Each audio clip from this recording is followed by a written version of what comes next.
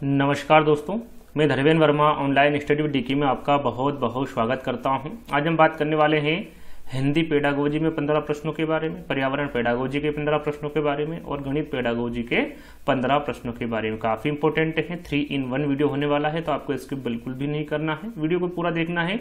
एक ही वीडियो में आपको 3 सब्जेक्ट के प्रश्न मिलने वाले हैं, तो काफी इंपॉर्टेंट है, आपको इसके बिल्कुल नहीं करना है, वीडियो को पूरा देखना है और अंत में हमें जरूर बताना है कि आज के वीडियो आपको कैसा लगा। यहाँ पर आप आपका आकलन भी कर पाएंगे कि इस तरीके से यदि आपके सामने 30 प्रश्न आएंगे तो उसमें आप कितने नंबर ला सकते हैं। तो कमेंट्स के माध्यम से बताइएगा कि हिंदी पेडागोजी के जो 15 प्रश्न है उसमें कितने नंबर आए, पर्यावरण पेडागोजी में कितने नंबर आए और गणित पेडागोजी में आपको कितने नंबर आए, तो कमेंट्स के माध्यम से जरूर बताइएगा। तो चलिए शुरू करते हैं। आज का पहला प्रश्न है हमारा, उपचारात्मक शिक्षण वह विधि है जो समस्याओं के कारणों की पहचान मुश्किल करे, समस्याओं को उलझाकर प्रस्तुत करे, समस्याओं को करने में सफलता प्रदान करे या फिर समस्याओं का भाषिक नियमों पर ज्ञान प्रदान करे। यहाँ पर इन चारों विकल्पों के माध्यम से आपको बताना है कि उपचारात्मक शिक्षण विधि क्या है। तो यहाँ पर हमारा राइट आंसर होगा उपचारात्मक शिक्षण वह विधि है जो समस्याओं के कारणों की पहचान मुश्किल करे। तो यहाँ पर हमारा जो राइट आंसर होगा वो पहला वाला होगा। चलिए अगला प्रश्न है, एक कक्षा की छात्र है और वहां मुझे केला बहुत अच्छा लगता है, मैं बहुत खुश हुई आदि वाक्यों का प्रयोग करती है। तो सविता केवल मैं वाले वाक्य बोलती है, लिंग वचन क्रिया आदि की दृष्टि से सर्वनाम का प्रयोग करना जानती है, केवल सर्वनाम का ही प्रयोग करती है या फिर उपरोक्त में से कोई नहीं। जहां तक मुझे लगता है इसका आंसर आपको सभी को पता है, एग्जाम में पूछा गया प्रश्न है, सीटेट एग्जाम में। तो यहां पर हमारा राइट आंसर होगा सविता लिंग वचन क्रिया आदि की दृष्टि से सर्वनाम का प्रयोग करना जानती है। तो यहां पर राइट आंसर हमारा सेकंड वाला होगा। चलिए अगला प्रश्न है, भाषा विकास के अंतर्गत अधिग्रहण करने की वह अवस्था जिसमें बालक शुद्ध उच्चारण करने लगता है। यहां पर आपको बताना है जो बालक है वो शुद्ध उच्चारण किस वर्ष में करने लगता है, 2 वर्ष, 3 वर्ष, 8 वर्ष या फिर 12 वर्ष। तो याद रखिएगा भाषा विकास के अंतर्गत अधिग्रहण करने की वह अवस्था जिसमें बालक शुद्ध उच्चारण करने लगता है वो 3 वर्ष। कौन सी अवस्था है वो? 3 वर्ष की अवस्था है। तो राइट आंसर हमारा यहाँ पर सेकंड वाला होगा। चलिए अगला प्रश्न है, कक्षा में कुछ छात्रों को पढ़ने में कठिनाई होती है क्योंकि पूर्व कक्षाओं में उनका यह कौशल पूर्ण रूप से विकसित नहीं हो पाया है। यह कथन भाषा संबंधी किस कठिनाई से संबंधित है? यदि आप प्रश्न को ध्यान से पढ़ेंगे तो इसी में ही इसका आंसर छुपा हुआ है। उच्चारण संबंधी है, वर्तनी संबंधी है, श्रवण संबंधी है या फिर पठन संबंधी। यहाँ पर देखिए छात्रों में कुछ छात्र है जो पढ़ने में कठिनाई होती है, उनको क्यों होती है? क्योंकि वो पूर्व कक्षाओं में उनका जो यहाँ कौशल है वो पूर्ण रूप से विकसित नहीं हो पाया था, यह कारण है। तो यहाँ पर आपको बताना है यह कथन भाषा संबंधी किस कठिनाई से संबंधित। तो यहाँ पर देखिए पठन में कठिनाई हो रही है तो ये पठन संबंधी ही कठिनाई से संबंधित होगा। तो यहां पर हमारा जो राइट आंसर होगा वो 4th वाला होगा। चलिए अगला प्रश्न है, मातृभाषा शिक्षण का उद्देश्य। यहां पर देखिए आपको मातृभाषा शिक्षण का उद्देश्य बताना है क्या होता है। ज्ञानात्मक उद्देश्य होता है, कौशलात्मक उद्देश्य होता है, सृजनात्मक उद्देश्य होता है या फिर ये सभी होता है। तो यहाँ पर देखिए मातृभाषा शिक्षण के बारे में पूछा गया है कि इसका उद्देश्य पूछा गया है। तो राइट आंसर होगा ये तीनों ही, ज्ञानात्मक उद्देश्य, कौशल उद्देश्य और सृजनात्मक उद्देश्य, ये तीनों ही मातृभाषा शिक्षण के उद्देश्य हैं। तो यहाँ पर हमारा जो राइट आंसर होगा वो ये सभी होगा। चलिए अगला प्रश्न है, पाठ्य पुस्तक शिक्षण अभिप्रायों के लिए व्यवस्थित प्रजातीय चिंतन का एक अभिलेख ही यह कथन है। यहाँ पर आपको बताना है यह कथन किसका है, क्रो एवं क्रो का है, बेकन का है, ब्लेयर का है या फिर स्किनर का है। काफी इंपॉर्टेंट कथन है, तो याद रखिएगा यह कथन बेकन का है कि पाठ्य पुस्तक शिक्षण अभिप्रायों के लिए व्यवस्थित प्रजाति चिंतन का एक अभिलेख है। तो यहाँ पर हमारा जो राइट आंसर होगा वो सेकंड वाला होगा। चलिए अगला प्रश्न है, कक्षा 4 में पढ़ाते समय अध्यापक पहले स्वयं आदर्श वाचन करता है, फिर कक्षा के छात्रों से अनुकरण करने को कहता है। यहाँ किस प्रकार का वाचन है? यहाँ पर देखिए आपको यहाँ किस प्रकार का वाचन है इसके बारे में आपको बताना है। वार्तालाप है, प्रश्नोत्तर है, कहानी सुनना है या फिर सस्वर वाचन है। काफी इंपोर्टेंट है, तो याद रखिएगा यहाँ जो वाचन होगा दोस्तों वो सस्वर वाचन होगा। कौन सा वाचन होगा? सस्वर वाचन होगा। यहाँ पर 4th वाला विकल्प हमारा सही होगा। चलिए 8वां प्रश्न है कि भाषा विकास को प्रभावित करने वाला कारक नहीं है। प्रश्न को ध्यान से पढ़ना है। कौन सा कारक नहीं है इसके बारे में पूछा गया है। स्वास्थ्य, बुद्धि, लिंगी भिन्नता या फिर इनमें से कोई नहीं। काफी इंपोर्टेंट है, तो याद रखिएगा भाषा विकास को प्रभावित करने वाला कारक स्वास्थ्य भी है, बुद्धि भी है और लिंगी भिन्नता भी है। तो यहां पर पूछा गया था कि कौन सा कारक नहीं है, तो हमारा यहां पर राइट आंसर होगा इनमें से कोई नहीं। तो 4th वाला विकल्प हमारा सही होगा। चलिए अगला प्रश्न है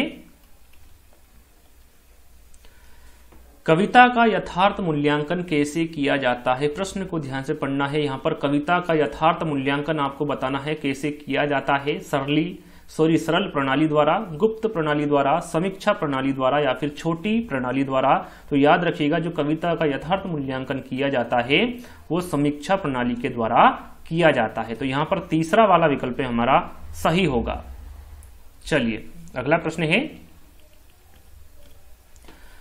प्रगति पत्र, जिसको हम रिपोर्ट कार्ड भी कहते हैं, इसको तैयार करने में शिक्षक को अपने प्रत्येक विद्यार्थी के बारे में यहां सोचने का मौका मिलता है कि उसने कौन सी गलतियां की हैं एवं उसके अभिभावकों को इस संबंध में कैसे शिकायत की जाए। उसने अपने साथियों से कितना कम सीखा है और क्यों, या फिर उसने सत्र के दौरान क्या सीखा और किस क्षेत्र में उसको ज्यादा मेहनत करने की जरूरत है, या फिर उसने सत्र के दौरान जो सीखा है वहां अन्य छात्रों से कितना कम है। आप यदि चारों विकल्पों को ध्यान से पढ़ेंगे तो आप साधारण तौर पर इसका आंसर बता सकते हैं कि इसका आंसर होगा कि उसने सत्र के दौरान क्या सीखा और किस क्षेत्र में उसको ज्यादा मेहनत करने की जरूरत है। उसके रिपोर्ट कार्ड तैयार करने में शिक्षक को अपने प्रत्येक विद्यार्थी के बारे में यहां सोचने का मौका मिलता है। तो यहां पर राइट आंसर हमारा 3रा वाला होगा।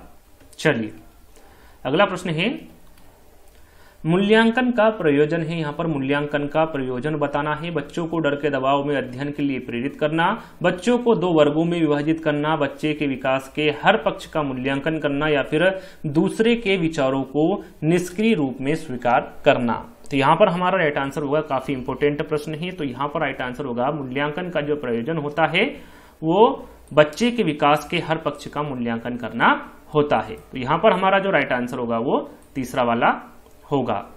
चलिए अगला प्रश्न है 12वां, निम्न में से भाषा शिक्षण का सिद्धांत नहीं है। देखिए प्रश्न को ध्यान से पढ़ना है। यहां पर पूछा गया है कि इन चारों विकल्पों में से भाषा शिक्षण का सिद्धांत कौन सा नहीं है। चयन का सिद्धांत, शिक्षण सूत्रों का सिद्धांत, बोलचाल का सिद्धांत या फिर इनमें से कोई नहीं। तो यहां पर देखिए भाषा शिक्षण के सिद्धांत के बारे में पूछा गया है।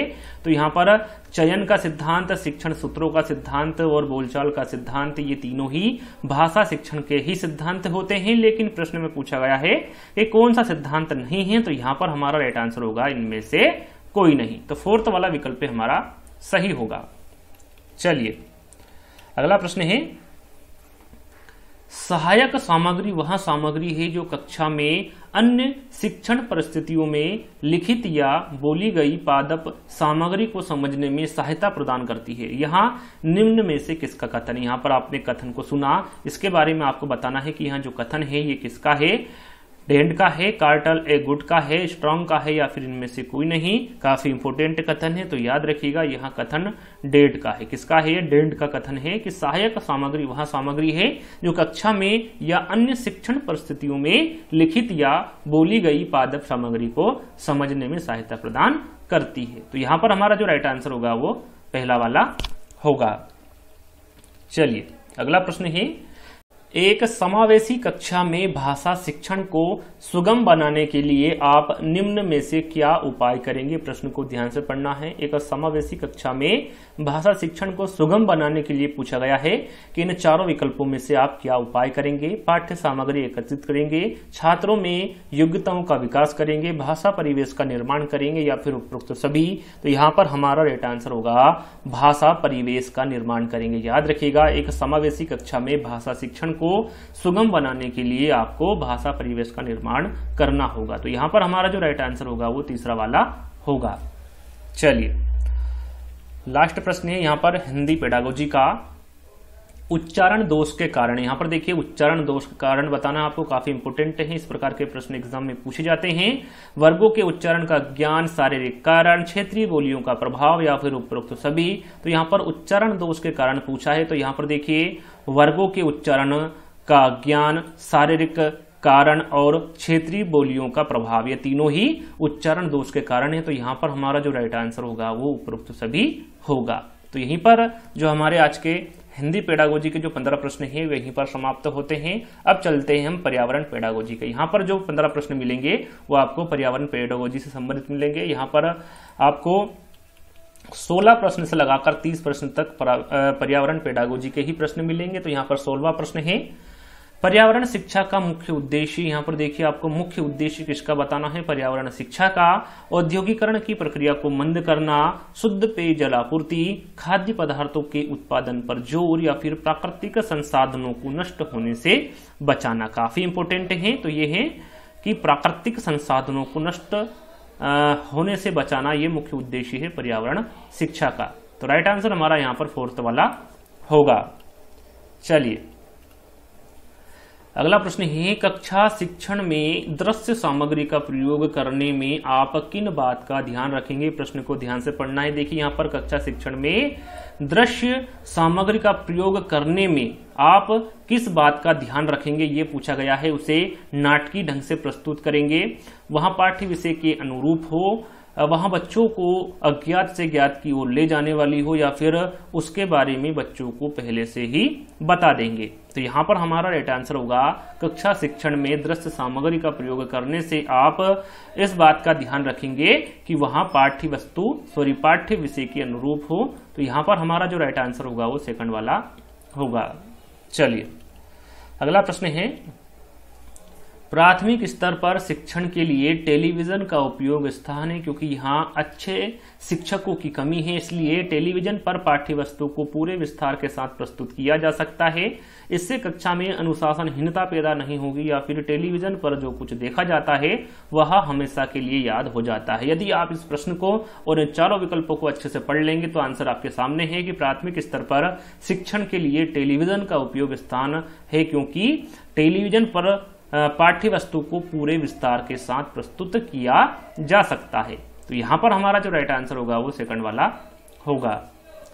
चलिए अगला प्रश्न है, शिक्षा के क्षेत्र में उस समस्या को क्या कहते हैं जिसके कारण कोई छात्र किसी स्तर पर शिक्षा पूरी किए बिना ही अपना अध्ययन कार्य छोड़ देता है। प्रश्न को ध्यान से पढ़ना है। यहाँ पर देखिए शिक्षा के क्षेत्र में उस समस्या को बारे में आपको बताना है कि उस समस्या को क्या कहते हैं जिसके कारण कोई छात्र किसी स्तर पर शिक्षा पूरी किए बिना ही अपना अध्ययन कार्य छोड़ देता है। अवरोधक की समस्या, अवरोधन की समस्या, अपव्यय की समस्या, शिक्षा की निरर्थकता या फिर गंभीर समस्या। तो यहां पर हमारा राइट आंसर होगा अपव्यय की समस्या। याद रखिएगा शिक्षा के क्षेत्र में उस समस्या को अपव्यय की समस्या कहते हैं। तो यहां पर हमारा जो राइट आंसर होगा वो 2nd वाला होगा।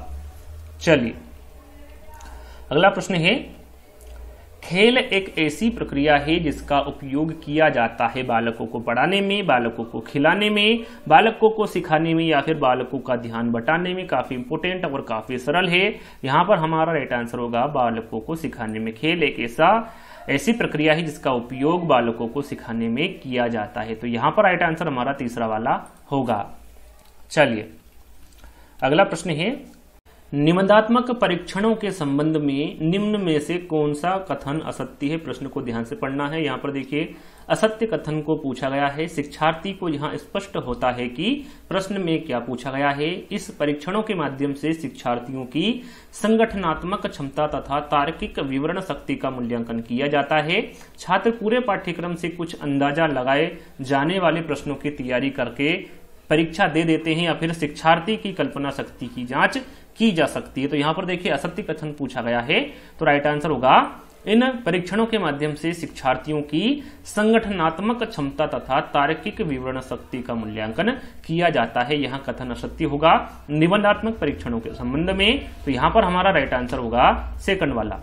चलिए अगला प्रश्न है, एक शिक्षक पाठ को पढ़ाने के बाद अपने छात्रों को गृह कार्य देता है, क्योंकि क्यों देता है गृह कार्य देने से छात्र पढ़ेंगे, गृह कार्य से छात्रों की प्रगति की जांच की जा सकेगी, छात्रों को व्यस्त रखना आवश्यक है, या फिर गृह कार्य करने से छात्रों में स्वाध्याय की आदत का विकास हो सकेगा। जहां तक मुझे लगता है आपने ये प्रश्न पढ़ा होगा और इसका आंसर भी आपको पता होगा कि एक शिक्षक पाठ को पढ़ाने के बाद अपने छात्रों को गृह कार्य देता है, क्योंकि गृह कार्य करने से छात्रों में स्वाध्याय की आदत का विकास हो सकेगा। तो यहां पर राइट आंसर हमारा फोर्थ वाला होगा। चलिए अगला प्रश्न है, कक्षा शिक्षण में पाठ्य पुस्तक की क्या आवश्यकता है। यहां पर देखिए आपको आवश्यकता बताना है, क्या आवश्यकता है कक्षा शिक्षण में पाठ्य पुस्तक की।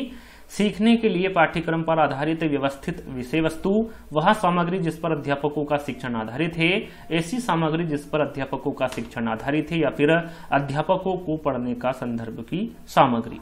तो यहां पर देखिए हमारा राइट आंसर होगा कक्षा शिक्षण में पाठ्य पुस्तक की आवश्यकता के बारे में पूछा गया है, तो राइट आंसर होगा सीखने के लिए पाठ्यक्रम पर आधारित व्यवस्थित विषय वस्तु। तो यहां पर राइट आंसर हमारा पहला वाला होगा।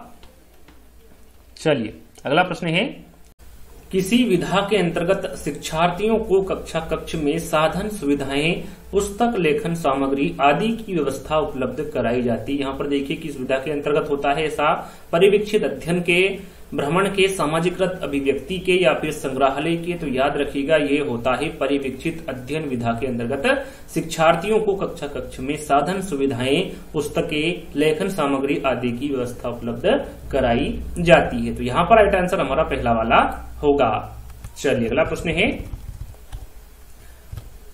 पर्यावरण अध्ययन के शिक्षक के रूप में आप शिक्षार्थियों को किसी राष्ट्रीय उद्यान ले जाने की योजना बनाते हैं। आप शिक्षार्थियों को निम्नलिखित में से कौन सी गतिविधि करने की अनुमति नहीं देंगे। यदि आप एक शिक्षक हैं किसके, पर्यावरण अध्ययन के, और आप किसी राष्ट्रीय उद्यान में बच्चों को या फिर विद्यार्थियों को या फिर शिक्षार्थी को ले जाते हैं, तो आप किस बात की या फिर किस गतिविधि करने की अनुमति नहीं देंगे। शिक्षार्थियों को राष्ट्रीय उद्यान के जानवरों के लिए बहुत सारी खाने की सामग्री ले जाना, राष्ट्रीय उद्यान के विभिन्न जानवर कौन सा भोजन खाते हैं यहाँ पता लगाना, राष्ट्रीय उद्यान में जिन जानवरों को वे देखेंगे उनकी फोटो एकत्रित करना, या फिर राष्ट्रीय उद्यान में उन्होंने जो देखा उसका चित्र बनाने के लिए उनकी ड्राइंग की कॉपी को साथ ले जाना। यहाँ पर आप किसकी अनुमति नहीं देंगे इसके बारे में आपको बताना है। तो राइट आंसर होगा राष्ट्रीय उद्यान के जानवरों के लिए बहुत सारे खाने की सामग्री ले जाना। इस गतिविधि करने की, इस प्रकार की जो गतिविधि है यह करने की अनुमति आप नहीं देंगे शिक्षार्थियों को। यदि आप किसी राष्ट्रीय उद्यान में बच्चों को ले जा रहे हैं, पर्यावरण अध्ययन के आप अध्यापक हैं, तो आप उनको कहेंगे कि आप ऐसा कोई भी काम नहीं करेंगे, या फिर राष्ट्रीय उद्यान के जानवरों के लिए बहुत सारी जो खाने की सामग्री होती है वो ले जाने के लिए आप उन्हें मना करेंगे। तो यहाँ पर राइट आंसर हमारा पहला वाला होगा। चलिए अगला प्रश्न है, निम्नलिखित में से कौन सा क्रियाकलाप शिक्षार्थियों के लिए पर्यावरण अध्ययन के शिक्षण हेतु उपयुक्त नहीं है। प्रश्न को ध्यान से पढ़ना है। इन चारों विकल्पों में से वो कौन सा क्रियाकलाप है जो शिक्षार्थियों के लिए पर्यावरण अध्ययन के शिक्षण हेतु उपयुक्त नहीं है। तो यहाँ पर हमारा राइट आंसर होगा घरों में पाए जाने वाले कीटों को पकड़कर मार डालना। ये क्रियाकलाप शिक्षार्थियों के लिए पर्यावरण अध्ययन के शिक्षण हेतु उपयुक्त नहीं है। इस प्रकार के प्रश्न यदि आप चारों विकल्पों को ध्यान से पढ़ेंगे तो आसानी से आप इन सभी का आंसर लगा सकते हैं, क्योंकि आंसर प्रश्न में ही कहीं ना कहीं छुपा होता है। तो यहां पर हमारा जो राइट आंसर होगा वो फोर्थ वाला होगा। चलिए अगला प्रश्न है, रिक्त स्थान से अभिप्राय अनुभवों की उन नियोजित श्रृंखला से है जो उद्दीपक अनुक्रिया संबंध के संदर्भ में प्रभावशाली माने जाने वाली दक्षता की ओर अग्रसर करती है। अभिक्रमिक अनुदेशन से, अभिप्रेरणा से, सृजनात्मकता से, या फिर योजना से। तो यहाँ पर हमारा राइट आंसर होगा अभिक्रमिक अनुदेशन से। अभिक्रमिक अनुदेशन से अभिप्राय अनुभवों की उस नियोजित श्रृंखला से है जो उद्दीपक अनुक्रिया संबंध के संदर्भ में प्रभावशाली माने जाने वाली दक्षता की ओर अग्रसर करती है। तो यहां पर राइट आंसर हमारा पहला वाला होगा। चलिए निम्नलिखित में से क्या पर्यावरण अध्ययन में शिक्षण हेतु सर्वाधिक उपयुक्त है। यहाँ पर देखिए, पर्यावरण अध्ययन में जब आप बच्चों को सिखाते हैं तो उसके लिए क्या सर्वाधिक उपयुक्त होता है, इसके बारे में आपको बताना है। तो यहाँ पर हमारा राइट आंसर होगा शिक्षार्थियों के कक्षागत अनुभवों को बाहरी दुनिया से जोड़ना, ये पर्यावरण अध्ययन में शिक्षण हेतु सर्वाधिक उपयुक्त होगा। तो यहाँ पर हमारा जो राइट आंसर होगा वो पहला वाला ही होगा। चलिए अगला प्रश्न है, प्रश्नोत्तर विधि में यहाँ विचारणीय है कि पाठ्यपुस्तक के शब्दों एवं वाक्यों का प्रयोग किया जाए, बालकों को प्रश्न के उत्तर देने के लिए तैयार होने को कहा जाए, छात्रों के प्रश्न के उत्तर स्वयं सोचकर देने को कहा जाए, या फिर छात्रों के स्वैच्छिक उत्तरों पर आश्रित रहा जाए। तो यहाँ पर राइट आंसर होगा प्रश्नोत्तर विधि में यहाँ विचारणीय है कि छात्रों को प्रश्न के उत्तर स्वयं सोचकर देने को कहा जाए। तो यहाँ पर राइट आंसर हमारा तीसरा वाला होगा। चलिए अगला प्रश्न है, पर्यावरण प्रदूषण पर दिया जाने वाला दत्त कार्य या फिर असाइनमेंट निम्न में से किस प्रकार शिक्षार्थियों की सहायता करेगा। यहाँ पर देखिए, प्रश्न को ध्यान से पढ़ना है। पर्यावरणीय प्रदूषण पर दिए जाने वाला जो दत्त कार्य है, ये इन चारों विकल्पों के माध्यम से आपको बताना है कि किस प्रकार शिक्षार्थियों की सहायता करेगा। तो यहाँ पर हमारा राइट आंसर होगा ये पर्यावरणीय प्रदूषण पर शिक्षार्थी को सूचना खोजने, अपने विचारों का निर्माण करने और उन पर संवेदनशीलता जागृत करने का अवसर प्रदान करता है। दत्त कार्य शिक्षार्थियों के साथ साथ अभिभावकों को भी जागृत करता है और प्रतिदिन पर्यावरणीय प्रदूषण पर गृह कार्य तथा कक्षा में अभ्यास कार्य के रूप में दत्त कार्य शिक्षार्थियों में जागरूकता का विकास करता है। तो यहाँ पर हमारा जो राइट आंसर होगा वो उपरोक्त सभी कथन ही सत्य होंगे। चलिए अगला प्रश्न है, यहाँ पर अब आपको गणित पेडागोजी से 15 प्रश्न मिलेंगे। अभी हमने हिंदी पेडागोजी के 15 प्रश्नों के बारे में जाना, फिर पर्यावरण पेडागोजी के, अब यहाँ पर गणित पेडागोजी के आपको 15 प्रश्न मिलेंगे, जो कि 31 से लगाकर 45 तक आपको यहाँ पर प्रश्न मिलने वाले हैं। तो यहाँ पर पहला प्रश्न है गणित पेडागोजी का, प्राथमिक स्तर पर गणित की पहेलियां मदद करती है। यहाँ पर देखिए, प्राथमिक स्तर पर गणित की पहेलियां कैसे मदद करती है, कक्षा के प्रतिभा संपन्न विद्यार्थियों को पहचानने में, विद्यार्थियों को मनोरंजन प्रदान करने में, समस्या सुलझाने के कौशलों को परखने में, या फिर समस्या सुलझाने के कौशलों को प्रोत्साहित करने में। तो यहाँ पर हमारा राइट आंसर होगा प्राथमिक स्तर पर जो गणित की पहेलियां हैं वो समस्या सुलझाने के कौशलों को प्रोत्साहित करने में मदद करती है। तो यहाँ पर राइट आंसर हमारा फोर्थ वाला होगा। चलिए अगला प्रश्न है, गणितीय संचारण उल्लेख करता है, किसका करता है, गणितीय विचारों को समाहित और संगठित करने की क्षमता का, समस्याओं को सुलझाने की क्षमता का, गणित प्रश्नोत्तरी में भाग लेने का कौशल का, या फिर गणित के कक्ष में बोलने की क्षमता का। तो यहाँ पर हमारा राइट आंसर होगा जो गणित संचारण उल्लेख करता है वो गणितीय विचारों को समाहित और संगठित करने की क्षमता का उल्लेख करता है। तो यहाँ पर राइट आंसर हमारा पहला वाला होगा। चलिए अगला प्रश्न है, राष्ट्रीय पाठचर्या रूपरेखा या फिर एनसीएफ 2005 के अनुसार प्राथमिक विद्यालयों में गणित पढ़ाने का मुख्य उद्देश्य इन चारों विकल्पों में से कौन सा नहीं है। प्रश्न को ध्यान से पढ़ना है। एनसीएफ 2005 के अनुसार प्राथमिक विद्यालयों में गणित पढ़ाने का मुख्य उद्देश्य निम्नलिखित में से कौन सा नहीं है। बच्चे की सोच विचार प्रक्रिया को गणितीय रूप देना, बच्चे के संदर्भ में गणित का वर्णन करना, समस्या समाधान के कौशल को बढ़ाना, या फिर गणित में उच्चतर पढ़ाने की तैयारी कराना। तो यहाँ पर हमारा राइट आंसर होगा बच्चे की सोच विचार प्रक्रिया को गणितीय रूप देना, यहाँ उद्देश्य नहीं है वर्ष 2005 के अनुसार प्राथमिक विद्यालय में गणित पढ़ाने का। तो यहाँ पर हमारा जो राइट आंसर होगा वो पहला वाला होगा। चलिए अगला प्रश्न है, प्राथमिक स्तर पर गणित की पाठ्य पुस्तकों की सबसे अधिक महत्वपूर्ण विशेषता निम्नलिखित में से कौन सी है। यहाँ पर देखिए, प्राथमिक स्तर पर पूछा गया है कि गणित की पाठ्य पुस्तकों की सबसे अधिक महत्वपूर्ण विशेषता के बारे में आपको बताना है। इन चारों विकल्पों में से कौन सी होगी। तो यहाँ पर हमारा राइट आंसर होगा संकल्पनाओं को मूर्त से अमूर्त रूप में प्रस्तुत किया जाना चाहिए। यहाँ प्राथमिक स्तर पर गणित की पाठ्य पुस्तकों की सबसे अधिक महत्वपूर्ण विशेषता मानी जाती है। तो यहाँ पर हमारा जो राइट आंसर होगा वो फोर्थ वाला होगा। चलिए अगला प्रश्न है, यदि आपकी नियुक्ति किसी कक्षा 5 तक के स्कूल में हो जाती है तथा आप गणित के अध्यापक हैं, पहले दिन कक्षा में जाते हैं, तो आपका प्रथम कार्य क्या होगा। यहाँ पर देखिए, आपका प्रथम कार्य के बारे में आपको बताना है। क्या होगा? बच्चों के विषय में नाम आदि की जानकारी लेना, उनके ज्ञान और भावना के विषय में पता लगाना, अपने विषय में अपनी योग्यता बताना या फिर उपरोक्त सभी। तो यहाँ पर आपका प्रथम कार्य होगा कि आप अपनी विषय में अपनी जो योग्यता है उसके बारे में बच्चों को बताएं। तो यहाँ पर हमारा जो राइट आंसर होगा वो तीसरा वाला होगा।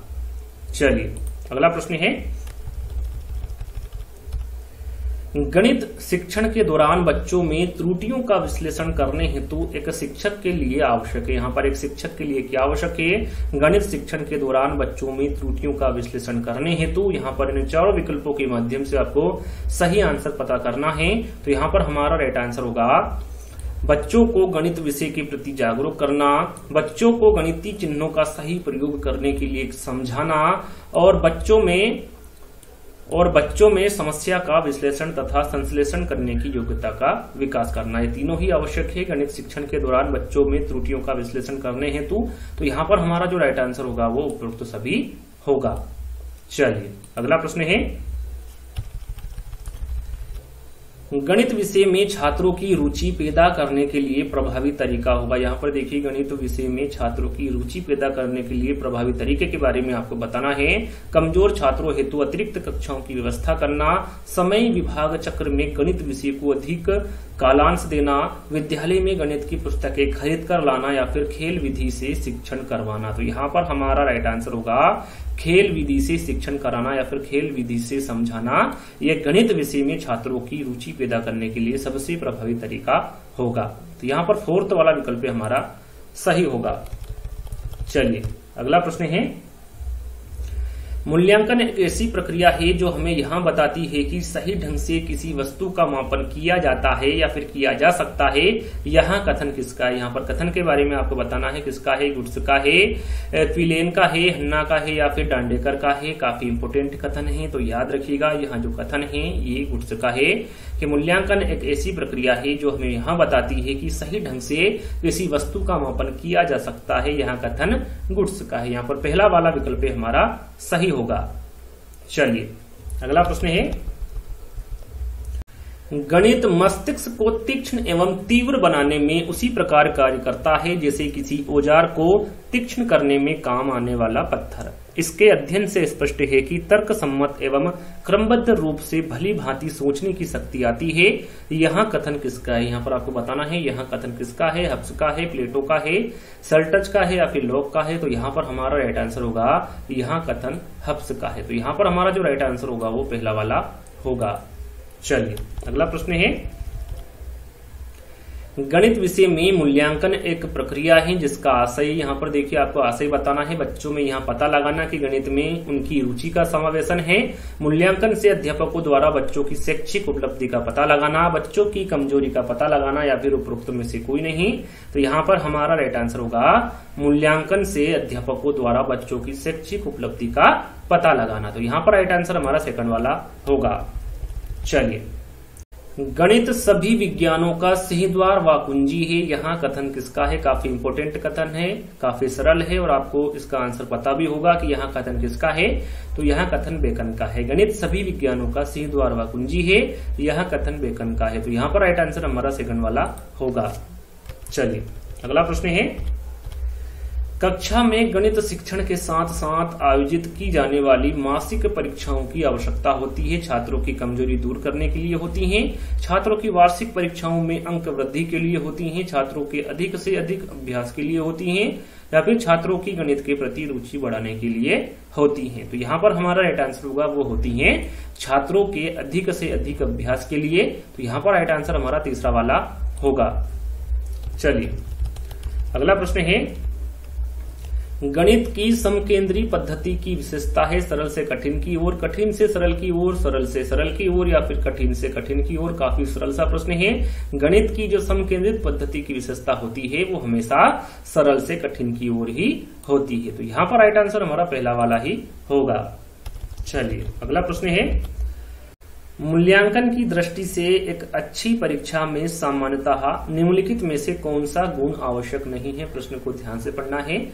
मूल्यांकन की दृष्टि से एक अच्छी परीक्षा में पूछा गया है कि इन चारों विकल्पों में से कौन सा गुण आवश्यक नहीं है। विश्वसनीयता, वैधता, परिणाम या फिर व्यापकता। तो यहाँ पर हमारा राइट आंसर होगा परिणाम। याद रखिएगा, मूल्यांकन की दृष्टि से एक अच्छी परीक्षा में परिणाम आवश्यक नहीं होता है। तो यहाँ पर हमारा जो राइट आंसर होगा वो तीसरा वाला होगा। चलिए अगला प्रश्न है जो कि अंतिम प्रश्न है। Doctor BS. ब्लूम के अनुसार वर्तमान परीक्षा प्रणाली में निम्नलिखित में से कौन सा एक दोष नहीं है। प्रश्न को ध्यान से पढ़ना है। कौन सा दोष नहीं है डॉक्टर बी.एस. ब्लूम के अनुसार वर्तमान परीक्षा प्रणाली में पूछा गया है। तो राइट आंसर होगा उपयुक्त पाठ्यक्रम का सही निर्माण करना, ये दोष नहीं है डॉक्टर बी.एस. ब्लूम के अनुसार वर्तमान परीक्षा प्रणाली का। तो यहाँ पर हमारा जो राइट आंसर होगा वो फोर्थ वाला होगा। तो यहीं पर आज के हिंदी पेडागोजी के, पर्यावरण पेडागोजी के और गणित पेडागोजी के 15 प्रश्न यहीं पर समाप्त होते हैं। आज का वीडियो आपको कैसा लगा आपको कमेंट्स के माध्यम से बताना है। यदि अच्छा लगे तो लाइक करना है, शेयर करना है और चैनल को सब्सक्राइब कर लेना है। तो जल्द ही दोस्तों एक नई वीडियो के साथ मिलेंगे। जब तक के लिए धन्यवाद। जय हिंद।